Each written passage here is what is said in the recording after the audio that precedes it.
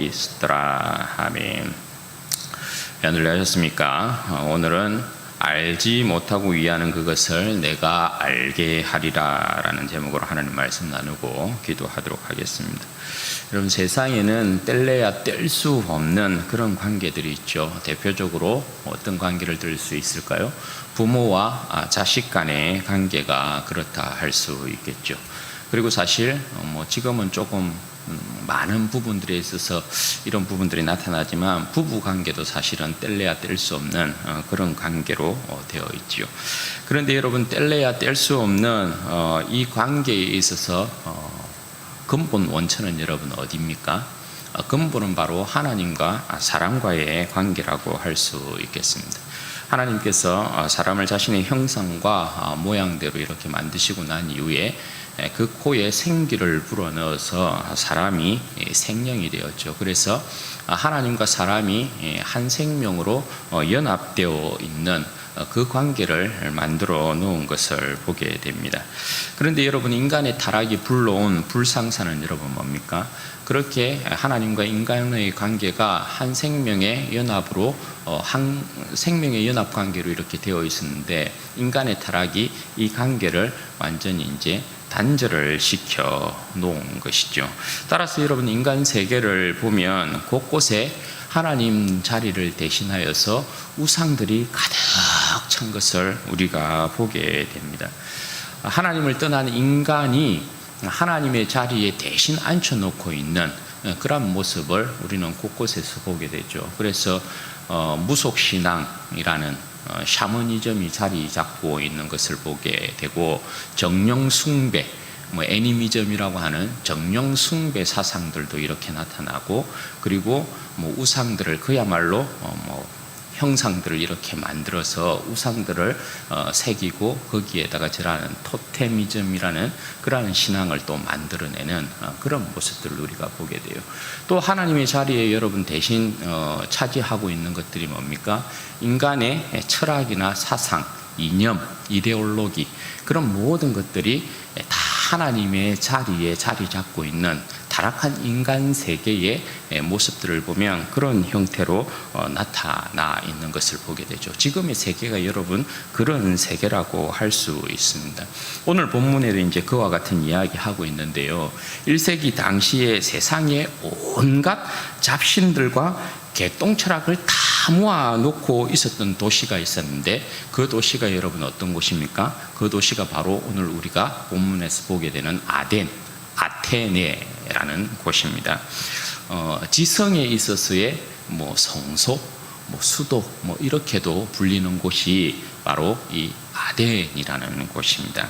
지난 시간에 여러분 베레아에서 전도하였던 바울이 유대인의 소동 때문에 그것을 떠나서 어디로 옮기게 됩니까? 아덴이라는 곳으로 옮기게 되죠. 그리고 바울을 전송한 그들에게 바울이 실라와 디모데를 나에게 빨리 좀 보내다오 하고 부탁하고, 그들에게 그 소식을 실라와 디모데에게 전거하면서 바울은 아덴에서 실라와 디모데를 이제 기다리고 있었던 것이죠. 바울이 아덴에서 전도한 이 모습을 보면 네 부분 정도로 요약해서 말씀드릴 수 있습니다. 첫 번째는 이제 바울이 아덴에서 본 것입니다. 사도 바울이 아덴에서 이 실라와 디모데를 기다리면서 아덴을 이렇게 쭉 둘러보는데, 사도 바울의 눈에 들어오는 것이 여러분 뭡니까? 아덴이 그야말로 우상천지인 것입니다. 그야말로 우상들로 가득 차 있는 곳이 바로 아덴이었다라는 것입니다. 16절 말씀에 보면 우상이 가득한 것을 보고 이렇게 되어 있지 않습니까? 이 표현은 어떤 표현이냐면, 아덴이라는 도시가 우상 밑에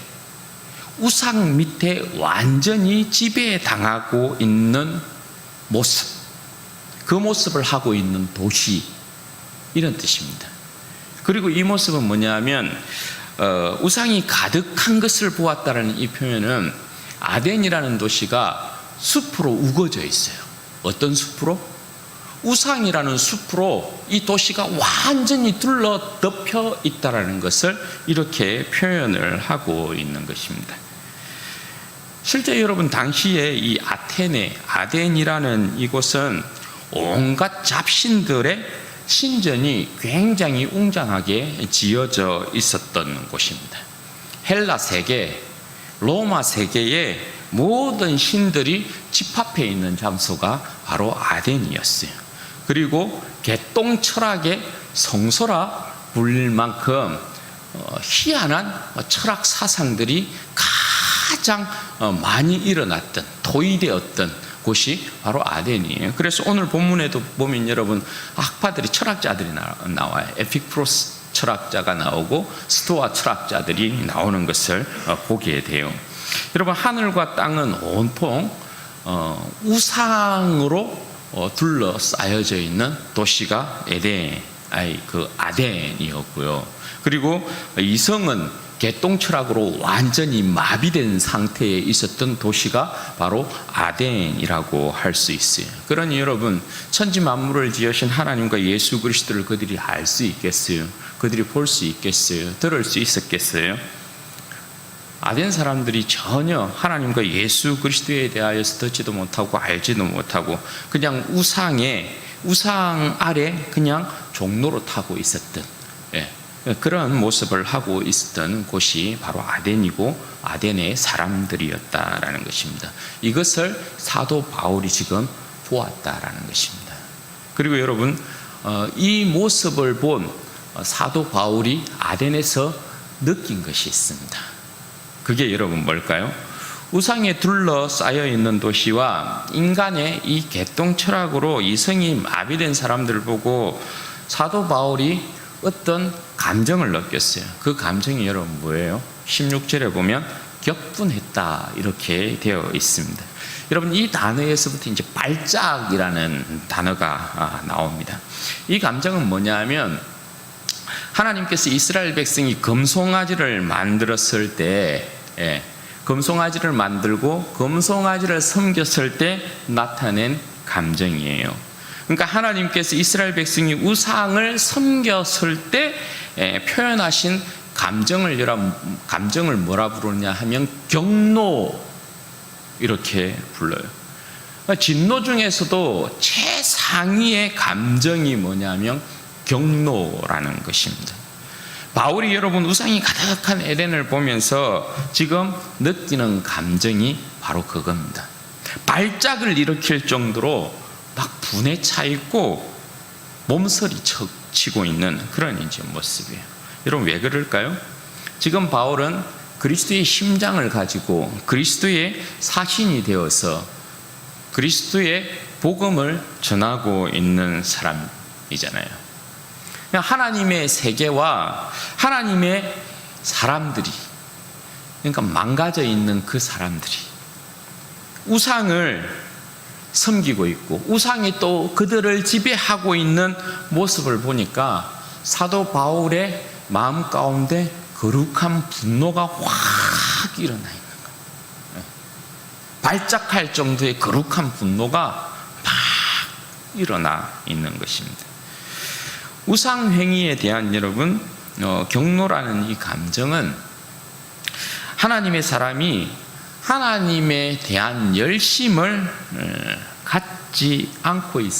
갖고 있지 않으면 절대 여러분 일어날 수 없는 감정의 요소예요. 이 하나님의 사람만이 우상 숭배의 그 행위 앞에서 여러분 뭘 느껴요? 질투심을 느껴요. 하나님에 대한 뜨거운 사랑을 가지고 있는 사람만이 하나님이 아닌 우상에게 절하고 우상을 섬기는 그 행위를 보면 경노라는 감정을 느끼게 돼요. 이건 여러분 당연한, 사람에게서 일어나는 당연한 감정이라고 할 수 있어요. 지금 사도 바울은 우상이 가득한 그 아덴의 모습을 보면서 하나님의 거룩한 분노가 이렇게 일어나고 있어요. 그리고 세 번째, 사도 바울이 행한 것입니다. 사도 바울이 격분한 마음으로 행한 것이 뭐냐? 17절 18절 말씀에 보면 이렇게 되어 있죠. 17절 18절 말씀에 보면 여러분, 사도 바울이 어떻게 하고 있습니까? 우상의 종이 되어 있는 모든 유형의 사람들과 언쟁을 벌입니다. 변론합니다. 논쟁합니다. 그러니까 한마디로 싸우고 있는 건데요, 영적인 이제 싸움을 싸우는 것이라고 할 수 있겠죠. 여기에는 여러분 한번 보십시오. 모세를 따르는 유대인과 경건한 사람들이 한 축을 이루고 있고요. 또 여러분 장트의 사람들이 있습니다. 장트의 사람들이라고 하는 사람들은 로마 세계의 신들, 헬라 세계의 신들, 자기들이 그동안 섬겼던 그 잡다한 신들을 섬기고 있는 사람들을 이야기하는 거겠죠. 그리고 여러분 개똥철학으로 무장하고 있는 에피쿠로스 학파와 그리고 스토아 학파와도 논쟁을 지금 벌이는 것입니다. 여러분 유대인과 경건한 사람들은 여전히 여러분 모세의 율법과 할례를 자랑하고 그죠. 오실 메시아에 대한 기다림 가운데서 저들 나름대로의 종교성을 열심으로 이렇게 내고 있었겠죠. 그리고 그것이 맞다라고 주장하고 있었겠죠. 그리고 장태의 사람들은 여러분 자신이 믿는 신들, 여기에 보면 아폴로 신이니 뭐 주피터니 비너스니 뭐 머큐리니 바카스니 뭐 희한한, 하여튼 뭐 신화에 나오는 모든 신들이 뭐 그 만신전을 세워놓고 그 모든 신들을 다 섬기는 것이니까요. 그러니까 이 장태의 사람들은 자기들이 지금 살며 기동하는 그 모든 것들이 그들이 섬기는 신들의 은총이다 그렇게 생각하고 있고, 그 신들이 자기들을 구원하고 있다라고 그렇게 생각을 하고 있는 거죠. 그리고 이 에피쿠로스 철학자들은 어떤 사람들이냐면 쾌락을 추구하는 사람들이에요. 그러니까 막 인간이 즐길 수 있는 모든 육체적인 어떤 극한 쾌락, 이런 쾌락이 아니고요. 에피쿠로스 이 철학자들이 주장하는 쾌락은 마음도 그렇고 육체도 그렇고 평온한 상태의 그 감정, 그것을 쾌락이라고 자기들은 불러요. 그것이 인간의 존재를 해방한다 그렇게 생각했던 학파예요. 철학자들이에요. 그리고 스토아 철학자들은 이 에피쿠로스의 철학자들과는 달리 이 사람들은 이성과 지혜가 인간의 존재를 해석하고 인간에게 해방을 가져다 준다라고 생각했던 이 사람들이 스토아 철학자들이라고 할 수 있어요. 그러니까 여러분 이 잡다한 이 모든 부분들이 다 뭡니까? 이 사람들의 전부 유형들을 보면 하나님과 예수 그리스도를 떠나서 하나님과 예수 그리스도께서 영광 받아야 될 그 자리에 전부 뭡니까? 자신들이 믿는 것들을 전부 다 올려놓고 우상숭배하고 있는 거예요. 철학자들도 전부 다 이제 사실은 저들이 가지고 있는 사상, 그죠? 저들의 이념을 전부 우상시하고 있는 거거든요.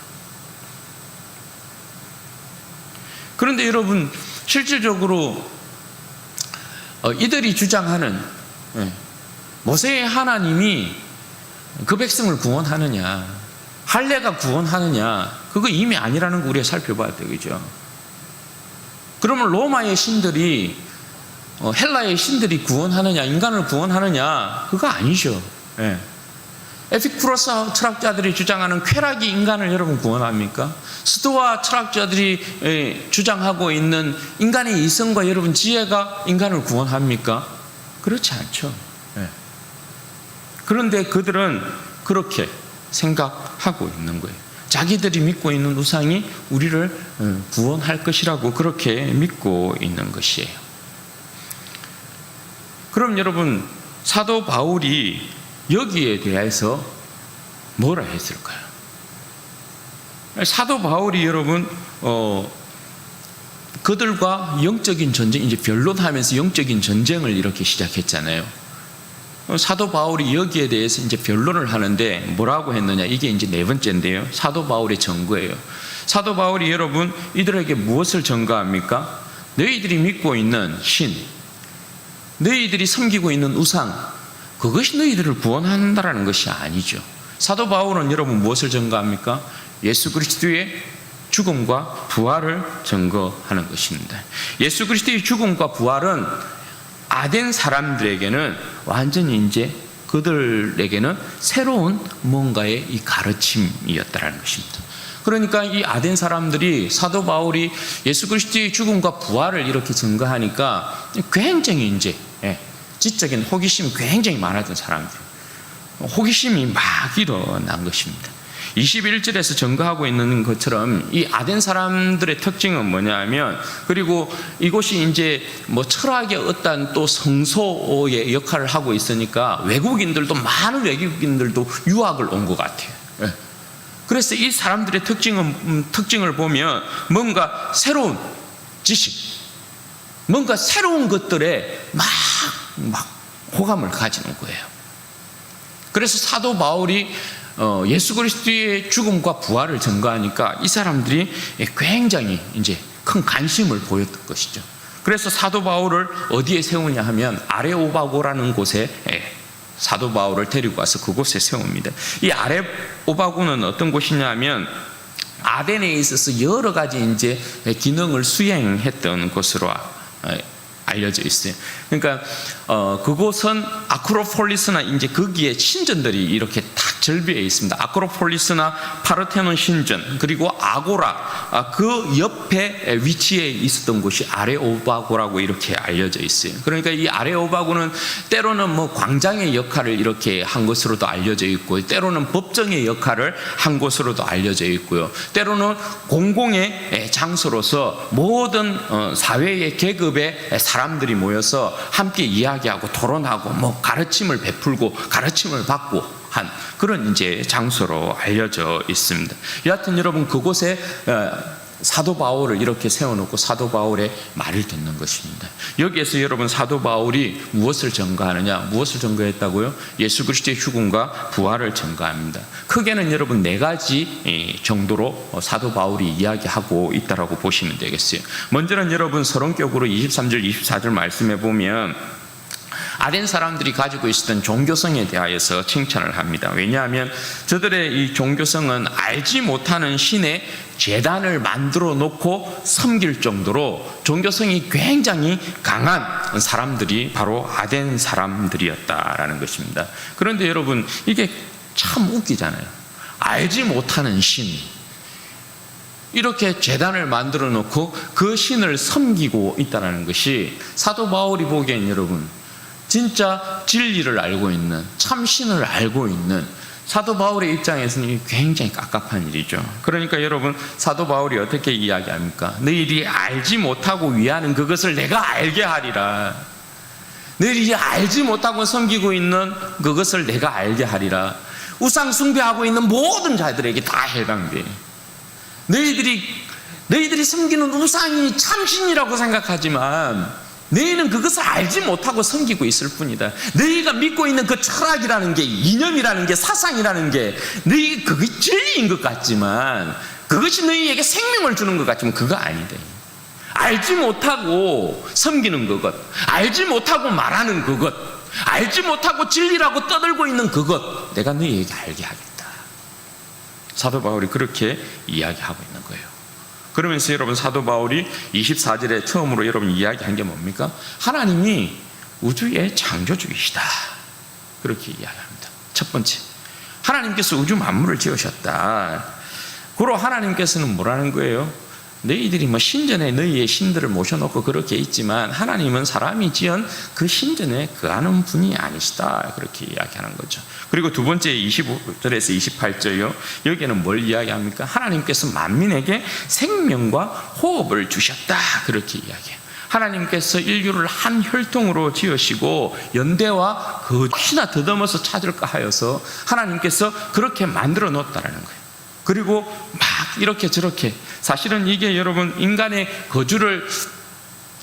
거주의 경계를 정하신 도 여러분 뭡니까? 종족별로, 나라별로 이렇게 해놓은 것들도 다 이스라엘을 중심으로 해서 내용에 보면 하나님의 역사가 그들을 중심으로 해서 70민족, 70나라 이렇게 나누어서 종족을 번성시킨, 그래서 다시금 예수 그리스도 안에서 하나로 모으려는 하나님의 계획 가운데 전부 이루어지고 있는 일이죠. 그죠? 그렇게 해서 하나님께서 혹시나 그럼에도 불구하고 너희들이 그 전에 나를 찾을까 싶어서 그렇게 해놨다라는 거예요. 그리고 세 번째 29절에 보면 하나님은 그렇게 우리에게 만민에게 생명을 주시고 하나님께서 호흡을 주신 거로 하나님은 너희들이 뭐 금이나 은으로 이렇게 새긴 그런 우상이 될 수 없다, 그렇게 이야기를 하고 있어요. 그리고 네 번째, 여러분 30절 31절에 보면 어떻게 이야기합니까? 알지 못하던 시대에는 하나님께서 간과하셨지만 이제는 하나님께서 예수 그리스도를 이 땅 가운데 보내시고 예수 그리스도의 죽음과 부활을 통하여서 확실하게 너희들에게 증거를 주셨다. 그러므로 모든 백성들은 이제 회개하라 명령하셨다. 회개하고 하나님께로 돌이키라 말씀하셨다. 그렇게 말씀하고 있어요. 이게 사도 바울이 이야기하고 있는 내용이에요. 여기에 보면 여러분 우리가 좀 궁금한 게 그런 거예요. 알지 못하던 시대에는 하나님 30절 말씀에 보면 간과하셨다. 그러면 예수 그리스도를 알지 못하고 이전에 죽은 사람들은 어떻게 되느냐, 이런 이제 궁금증이 막 생기죠. 예. 어떻게 되는지, 어떻게 되었을까요? 예. 알 수 없어요. 예. 중요한 건 뭐예요? 그들이 예수 그리스도에 대한 소식을 듣지 못하고 죽어서 지옥에 간다. 뭐예요? 하나님 불의하신가요? 그걸 가지고 하나님이 불의하다라고 이야기할 수 없어요. 예. 왜요? 인간은 하나님을 떠남으로 말미암아 어떻게 해요? 죽을 수밖에 없는 존재. 그게 하나님께서 정해놓으신 규칙이에요. 중요한 건 여러분 뭐예요?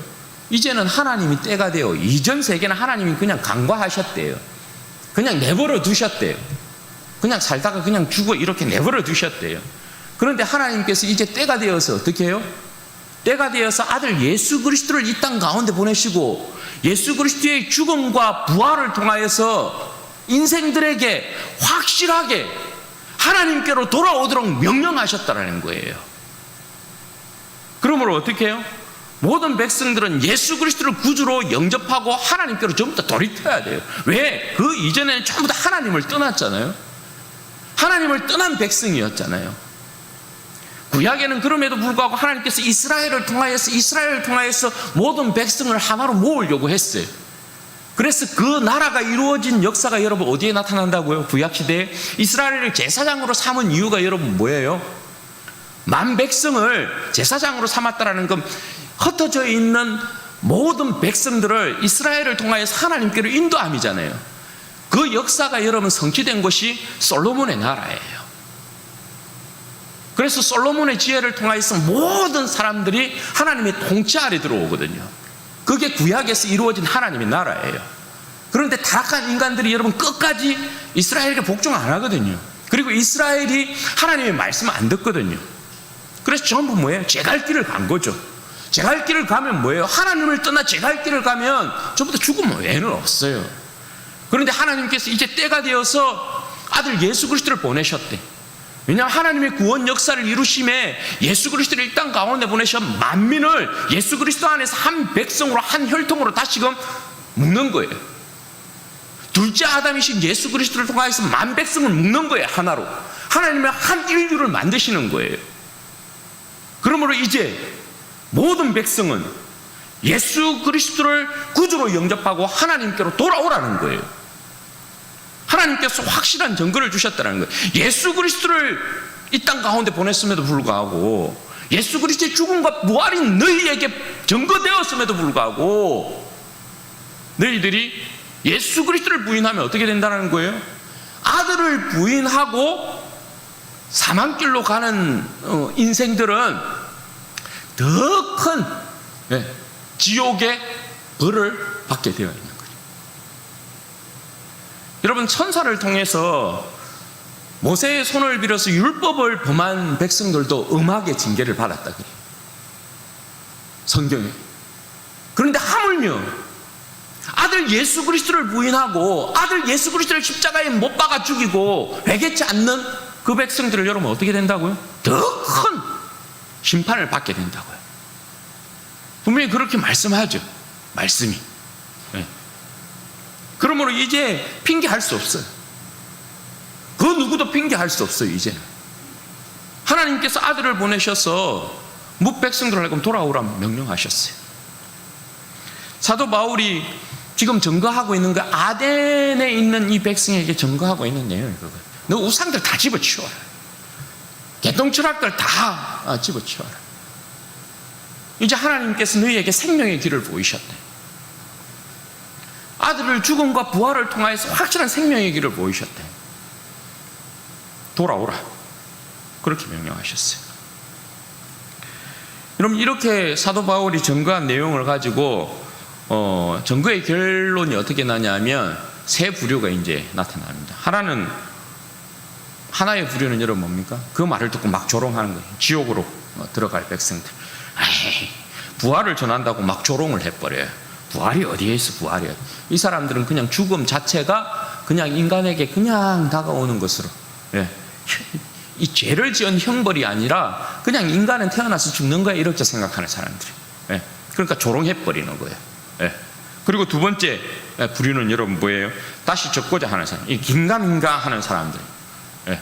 그런 사람들이 있고, 세 번째는 여러분 뭐예요? 믿는 사람이 이 가운데 있어요. 그래서 32절에서 34절 말씀에 보면 34절에 특별히 이제 그 내용을 이야기하고 있죠. 여기에 아레오바고의 간원인 디오누시오와 그리고 다말이라 하는 여자, 또 다른 사람들이 예수님을 믿었다, 이렇게 이야기를 하고 있어요. 말씀을 전하면 결국은 여러분 지옥으로 떨어질 사람들은 부인하게 되어 있고요. 하나님 택한 백성은 그 말씀을 아멘으로 받아들이는 것이고요. 그런 거예요. 오늘 말씀을 통해서 우리가 이제 배워야 할 것, 적용해야 될 게 뭐겠어요? 우리는 사도 바울의 본을 따라가야 될 필요가 있어요. 첫 번째, 여러분, 우리는 이 세계에서 무엇을 보는가에 대한 부분. 우리는 이 세계를 봅니다, 그죠? 그런데 여러분, 이 세계에서 우리는 무엇을 보고 있는 거예요? 여러분, 이 세상의 화려함만이 보이십니까? 하나님의 백성에게는 이 세상의 화려함만이 보이면 안 됩니다. 찬란한 이 세상의 영광이 보입니까? 그건 여러분 하나님의 백성이 가진 눈이어서는 아니 되는 것입니다. 하나님의 백성들이 여러분 무엇을 보아야 합니까? 이 세계를 둘러싸고 있는 수많은 우상들이요, 이 세계에 넘쳐나는 거짓된 사상들이요, 철학들이요, 이념들이요, 이데올로기요. 하나님의 백성들의 눈에는 그런 것들이 보여야 돼요. 이 모든 것들이 여러분 뭡니까? 잡다한 우상들과 잡다한 거짓된 이 사상들, 이념들, 이 모든 것들이 여러분 뭡니까? 지금 전부 우리 하나님과 예수 그리스도의 자리 위에 올라서 무백성들로 하여금 주님께로 나와야 되는 그 생명을 가로막고 있어요. 어둠의 영들이 하나님의 영광의 그 빛이 무심령들에게 비추지 못하도록 딱 가로막고 있는 거예요. 그리스도인들은 이 세계를 보아야 되죠. 어둠에 둘러싸여 있는 이 세계를 여러분 우리는 보아야 되죠. 하나님을 대적하고 있는 이 세계를 보아야 되죠.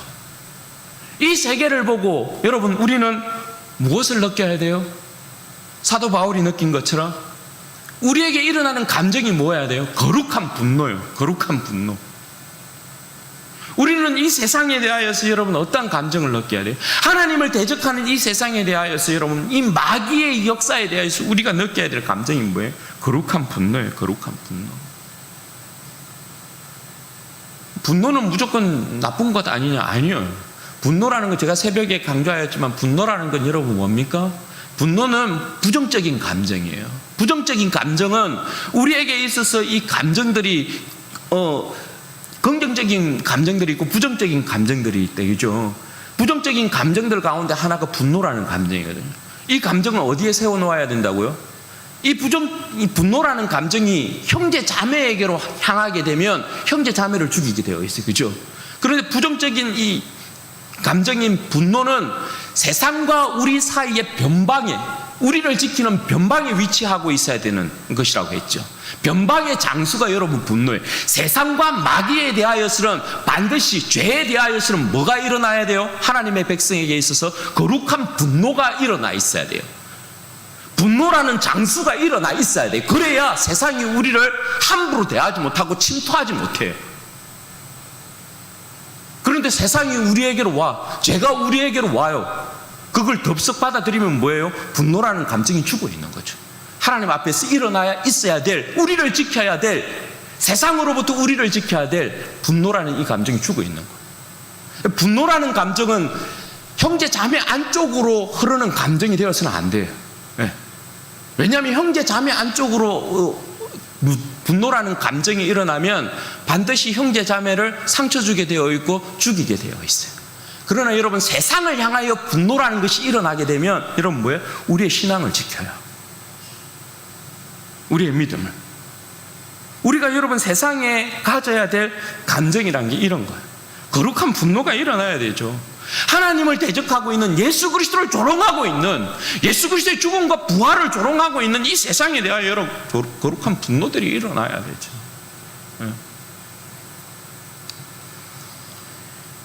이 거룩한 분노는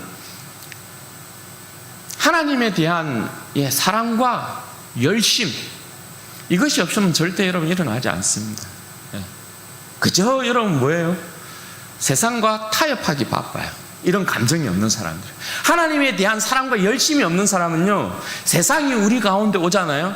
그러면 거룩한 분노를 앞세워서 물리치는 것이 아니고 싸우는 것이 아니고요, 타협해버려요.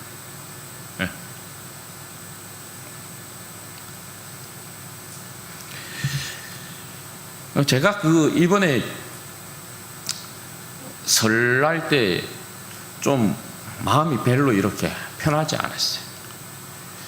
왜냐하면 제 사랑하는 조카들이 있거든요. 어렸을 때부터, 꼬맹이 때부터 이렇게 봐온 조카들인데, 얘들이 그냥 교회를 나가기도 하고 그러다가 완전한 이제 믿음이 안 들어가 있으니까 그냥 세상 문화에 그대로 이렇게 빠져버려. 식사를 이렇게 하는데 그냥 이렇게 술잔이 오고 가는 게 너무 그 모습을 보는데 너무 이게 불편한 거예요. 마음이 너무 끈짜는 거예요. 이 녀석 그냥 마귀에게 빼앗기고 있다라는 그 감정 때문에 마음이 너무 불편한 거예요.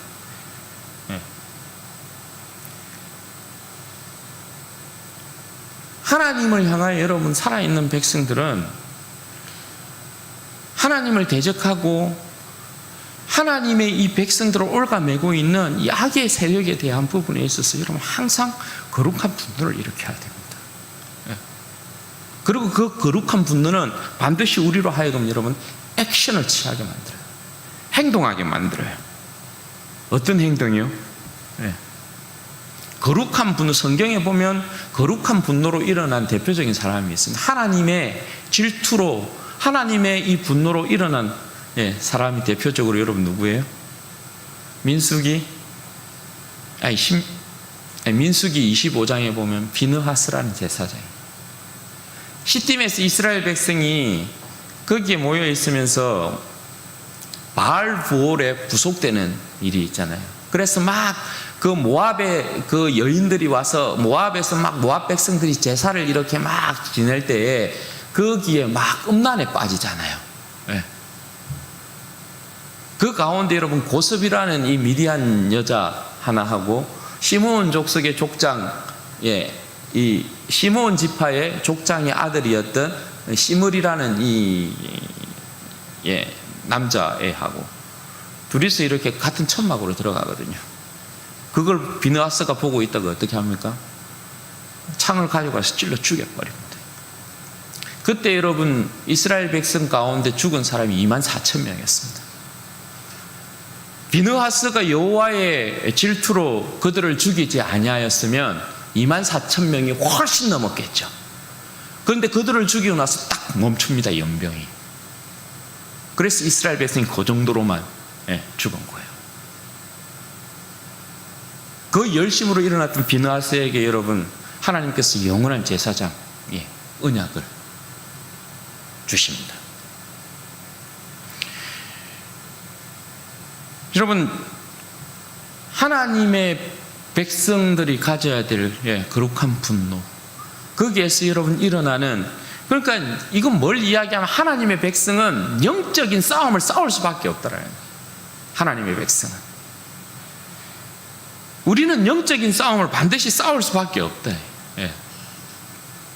왜 어떻게 하나님의 영광이 땅바닥에 떨어져 있는 이 세계의 모습을 보면서 여러분 우리가 침묵할 수 있냐고요? 그럴 수 없다라는 것입니다. 예. 그래서 여러분 하나님의 백성은 영적인 전쟁에 나아갈 수밖에 없다. 그러면 우리는 영적인 전쟁 가운데 무엇을 들고 가느냐? 무엇을 들고 갑니까? 여러분 여기에 보면 고린도후서 10장 3절에서 5절 보면 사도 바울이 이렇게 이야기합니다. 우리가 육신으로 행하나 육신에 따라 싸우지 아니하노니, 우리의 싸움의 본질이 뭔가를 이야기해요. 우리가 육신으로 행하나 육신에 따라 싸우지 아니하노니 우리의 싸우는 무기는 육신에 속한 것이 아니요. 이건 영적인 전쟁이라는 거죠. 그러니까 우리의 무기는 육신에 속한 것이 아니요 오직 뭐라고요? 어떠한 견고한 진도 무너뜨리는 하나님의 능력이라. 모든 이론을 무너뜨린다는 게 뭐예요? 이 세상이 개똥 철학들 아니에요. 이 세상이 진리라고 하는 그런 것들 아니에요 지금. 예. 그런 모든 사상들, 철학들, 이론들, 그런 것들을 무너뜨리며 하나님의 아는 것을 대적하여 높아진 것을 다 무너뜨리고 모든 생각을 사로잡아 어떻게 한다고요? 그리스도에게 복종하게 하니. 우리가 들고 있는 무기가 뭡니까? 복음이라는 무기예요. 복음이라는 무기. 우리는 다른 것 여러분 전하지 않잖아요. 우리는 예수 그리스도의 죽음과 부활을 전하잖아요. 세상 가운데 이 여러분 영적인 무기가, 복음이라는 이 영적인 무기가 여러분 어떻게 한다고요? 견고한 진들을 다 무너뜨린다라는 거예요. 모든 여러분 이론들을 무너뜨린다라는 거예요. 그렇죠. 예수 그리스도의 십자가의 죽음과 부활만을 전거했는데 석학이라는 뭐 박박사들, 석사들, 뭐 잘난 사람들 전부 여러분 어떻습니까? 예수 그리스도에게 돌아온 사람들이 그들이 가지고 있는 이론과 이론이 맞붙어서, 예, 철학과 철학의 어떤 사상이 맞붙어서 그들이 굴복하는 것이 절대 아닙니다. 우리는 예수 그리스도의 십자가의 죽음과 부활을 전거합니다. 그런데 뭐예요? 그런 사람들이 다 모든 이론들이, 모든 사상들이, 철학들이 꼬꾸라진다는 거예요. 복음이라는 건 그런 것입니다. 예. 우린 예수 그리스도의 죽음과 부활을 증거하지 않습니까?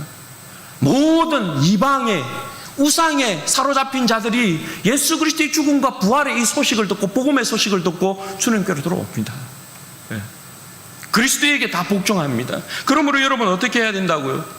세상에 여러분 수많은 견고한 진들이 많고요, 수많은 이론들이 많고요, 철학과 사상들이 여러분 많습니다. 온 전신에 온 세상에 우상들이 가득. 그들만이 가지고 있는 우상의 어떤 우상 숭배에 대한 그들만의 경전이 있고, 그들의 어떤 뭐 사상들이 있고. 제가 요즘에 여러분 조금 이렇게 나오는 그 영상에 불교 그 스님들이 나와가지고 막 이야기하는 것들을 조금씩 듣거든요. 저건 도대체 무엇을 근거로 해서 저렇게 이야기를 하는가 굉장히 궁금한 게 많아요. 그런데 자기들 나름대로 그런 지식들을 증거해, 그걸 심어요. 그게 진리인 마냥. 네. 웃기죠? 자기들이 무슨 죽음의 세계를 안다고 그걸 막 이야기해요. 네. 엉터리로. 그런데 거기에 또 많은 사람들은 속아 넘어가요. 경고합니다.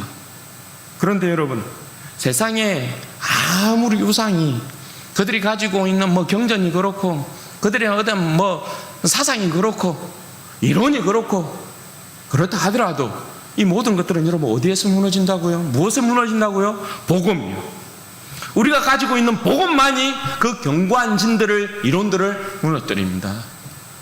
그걸 여러분 아셔야 돼요. 그러니까 우리가 가지고 있는 이 복음이라는 건 세상에서 가장 강력한 무기인 거예요. 그리스도인이 가지고 있는 복음이라는 게 세상에서 가장 강력한 것입니다.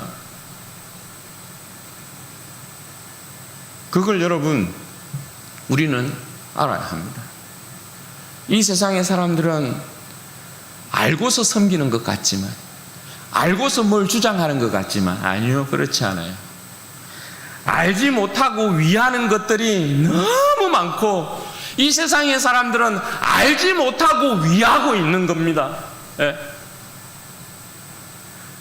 근본적으로 인간은 그 안에 종교성이라는 것을 담고 있기 때문에 신이라는 존재가 찾아오지 아니하면 절대 만족을 못 하거든요.